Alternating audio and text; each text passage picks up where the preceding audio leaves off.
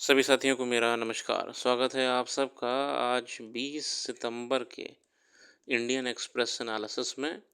Good morning everyone and welcome to today's Indian Express analysis. पहले page पे आज हमारे सामने कई अंतर्राष्ट्रीय राष्ट्रीय खबरें हैं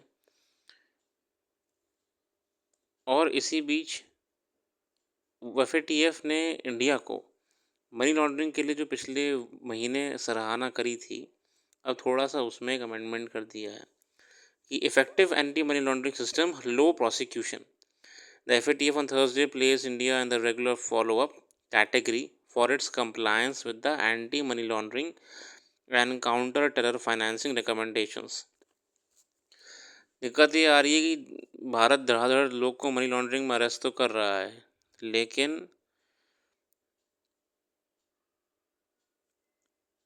वो कोर्ट से या तो बरी हो जा रहे हैं या छूट जा रहे हैं। मतलब प्रोसिक्यूशन उतना स्ट्रांग नहीं हो रहा है, कोई प्रॉपर एविडेंस सपोर्ट नहीं कर पा रहे हैं, जो कि एक समस्या है।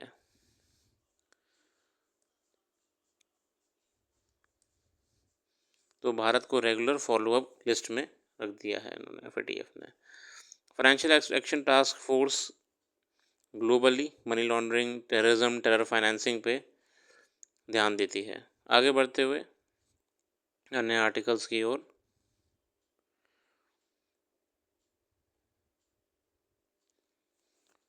अमूर फैल्कन को लेके खबर है मणिपुर से। As Manipur Tamenglong district gears up to welcome its winged guests, Amur falcon, the district administration on Wednesday imposed a ban on hunting, catching, killing and selling of the bird, locally known as kahupuina.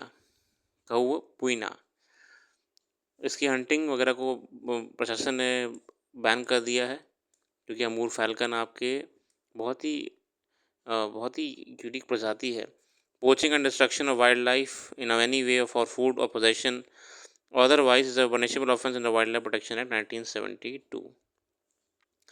Another period is considered crucial in life cycle of Amur falcons. The authority should keep their air guns in the custody until the last flock leaves. और यहाँ पे वो migrate करते हुए आ रहे हैं, घूमते हुए अपना जो नॉर्मल साइकिल होता है बर्ड्स का ट्रैवलिंग का, वो उनकी ग्रोथ के लिए भी ज़रूरी होता है। तो इसीलिए उनका कोई भी डिस्टर्ब ना करे, नेचुरल हैबिटेट में ज़रूरी है। आगे बढ़ते हुए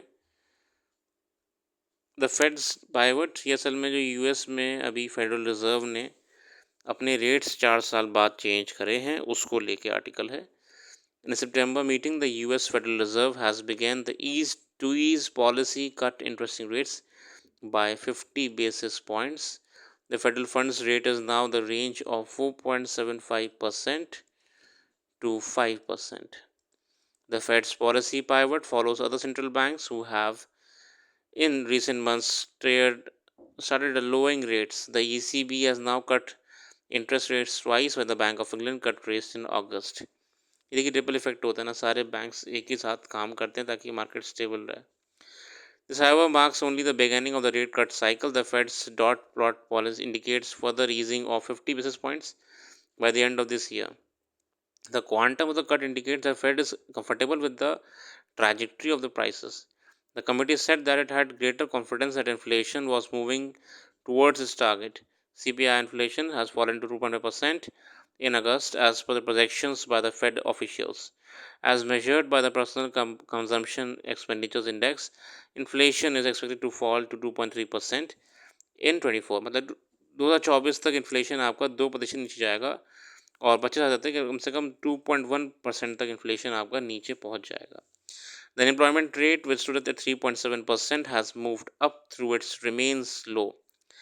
Unemployment rate आपका थोड़ा सा ऊपर पहुंचा है। The unemployment rate, which stood at 3.7% at the beginning of the year, has risen to 4.2%. और अनएम्प्लॉयमेंट रेट 3 से 4% पहुंच चुका है मोटा मोटी इन अगस्त। इसके साथ साथ कई इन्फ्लेशन कंट्रोल करने के लिए भी बहुत कॉम्प्लिकेशंस हैं फेडरल रिजर्व के पास यूएस में। अब देखते हैं आने वाले समय में क्या करते हैं सेंट्रल बैंक वहाँ का। और in the reverberation of the Fed policies action will be felt across economies. The Bank of Indonesia cut its interest rate just a few hours before the Fed's policy. मैं आपको बताया था कल वाली video में भी कि ये जो भी एक्शन लेते हैं सेंट्रल बैंक्स, ये रिपल इफेक्ट क्रिएट करता ही करता है, विशेषकर यूएस जैसी बड़ी कंट्रीज़ जो भी डिसीजन लेती है मार्केट को लेके, इसका असर ग्लोबली सब पर पड़ता है, ठीक है ना? भारत पर भी पड़ेगा। अभी देखिएगा आने वाले समय में आरबीआई की भी कोई ना कोई पॉलिसी आपको सुनने में आ जाएगी मार्केट को लेके नई। Bank of England, bank of Japan, bank of Indonesia, ये सब अपने-अपने पॉलिसीज़ में चेंजेस कर रहे हैं, एडजस्ट करने के लिए जो अब नया मार्केट में फ्लक्चुएशन देखने को मिल सकता है। अगला आर्टिकल है dividing water, Indus water treaty. ये New Delhi has followed up last year's notice to Islamabad on the modification of the Indus Water Treaty with a stern message asking for a review and modification of the more than 6-decade-old agreement. The two countries have a long-standing dispute over two run-of-the-river projects: the fully operational Kishan-Ganga on Jhelum and the under construction Rattle project on Chenab. अब भारत तो वैसे कह रही है पाकिस्तान को Indus water treaty को लेकर सोचे। हालांकि मैं जानता हूं कि ये अचानक से नहीं हो रहा है, क्योंकि भारत अभी यूएन भी जाने वाला है, तो ऐसे मुद्दों को उठाना बेहतर ही होता है ताकि और नेगोशिएशन हो सकें इंटरनेशनल फोरम्स पे। At the same time, the treaty allows India to use these rivers water for non-consumptive purposes, including projects that can use natural flow of these water bodies. Pakistan, however, has objected to these projects despite the Hague-based Permanent Court of Arbitration. Given India a go-ahead for Kishan Ganga, Islamabad has also refused the intergovernmental negotiations. अब पाकिस्तान तो हर चीज़ को मना ही करता रहता है। वह भारत ने कहा भैया देख लो, एक बार सोच लो पानी कहाँ कितना भेजना है, टंकी बंद कर देंगे, समस्या हो जाएगी। न्यू कोड ओल्ड कैपेसिटी, ये न्यू क्रिमिनल लॉज को लेके कमेंट्री है, मैं इस पर नहीं जाऊँगा।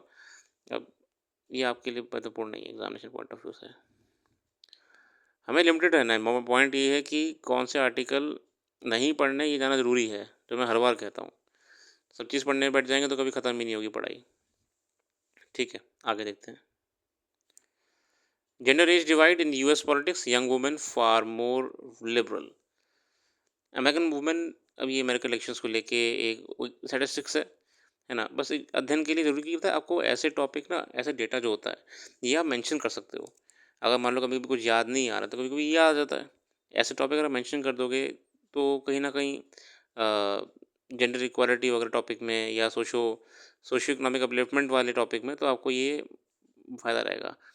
हालांकि इसके अलावा अमेरिका में जो हो रहा है हमारे लिए काम का नहीं है, जब तक वो हमारी पॉलिसी इफेक्ट ना कर रहा हो। देखते हैं क्या लिखा है।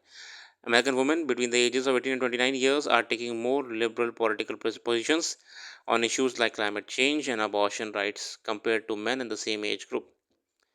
Reviewing more than 50 earlier trends in American policy views, Gallup grouped its result into three periods: 2001, 7, 8, 16, and 17, 24. While some differences in the political views of men and women are not novel, the sheer proportion of women now identifying with liberal politics is unusual. As a result, the associated gender gaps between young women and men have widened substantially. On political levels, the Gallup report noted that young men have resisted the liberal label despite becoming more liberal on some issues. Therefore, there may be differences in how men and women want to define their political viewpoints. तो changes हो रहे हैं political ideologies को लेके, women मोर liberal तरफ incline हो रही हैं, हालांकि मेन भी इंक्लाइंड है मगर वो दिखाते नहीं हैं, या कुछ चीज़ों को लेके लिबरल हैं पॉलिटिकल आइडियोलॉजीज़ को लेके। अब गन कंट्रोल है, अबॉर्शन राइट्स हैं यूएस में, एम्प्लॉयमेंट है, और आपका इन्वायरमेंटल इश्यूज़ हैं। These shifts were also consistent across varying education levels and races, meaning gender could be the defining factor shaping their views. Gallup's report found that despite the political salience of these issues for over 2 decades, only in the past few years has young women identification as a liberal taken off. तो बढ़िया report है, महिलाओं का political ideologies की तरफ liberal रुख ज़्यादा दिख रहा है। यहाँ पे ग्लोबल वार्मिंग को लेकर अगर हम बात कर रहे हैं, हम बात कर रहे हैं एनवायरनमेंट को लेकर, एबॉर्शन राइट्स को लेके, ओवरऑल पॉलिटिकल व्यूज़ लिबरल और वेरी लिबरल, तो महिलाओं का यहाँ पे इस रिपोर्ट के हिसाब से ज़्यादा इंक्लिनेशन है। अगला आगे आर्टिकल है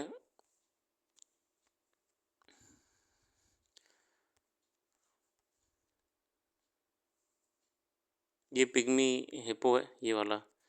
ये न्यूज़ में आजकल बहुत चल रहा है अपने अलग से लुक के लिए। The home to internet sensation Moo Deng is patenting the baby pygmy hippo. बाकी बहुत सारे आर्टिकल्स हैं, आप भी एक बार अध्ययन कर लीजिएगा, मगर मेरे को तो इंपॉर्टेंट नहीं लगे। बाकी फेड रेट कट तो अभी हुआ है, तो इसको आप ज़्यादा डीप मत जाना। मैंने इसको लेके ब्लॉग भी लिख दिया, आप उसे चाहे उसे पढ़ लीजिएगा। अभी ना इस फेड रेट कट का फ़र्क आप पे कैसे पड़ेगा, अभी आरबीआई इसको लेकर कुछ अगर एक्टिविटी करता है, कोई रेट चेंजेस करता है या फिर कुछ नया डिसीजन लेता है, तो आपको वो वाली न्यूज़ ज़्यादा इंपॉर्टेंट है समझने के लिए। ठीक है कि आपने फेड रेट कट समझ लिया कि फेडरल रिजर्व जो यूएस का है उसने मार्केट को या मॉनेटरी पॉलिसी के आधार पे जो रेट्स को कम ज़्यादा करा है, बढ़ाया है, घटाया है, उससे क्या फ़र्क पड़ने वाला है वो समझने के लिए ठीक है, आपको आइडिया मिल, क्योंकि आप इकोनॉमिक्स पढ़ते हैं, मॉनेटरी पॉलिसी पढ़ते हैं। मगर अभी के लिए ये हमारे लिए तभी ज़्यादा ज़रूरी होगा जब हम ये आरबीआई का कोई डिसीजन आएगा और हम उसे देखेंगे। फिलहाल इसमें इतना ही है, और कोई आर्टिकल इंपॉर्टेंट तो है नहीं है, एक और देख लेते हैं। मेरी नज़र में इतना ही काफ़ी था।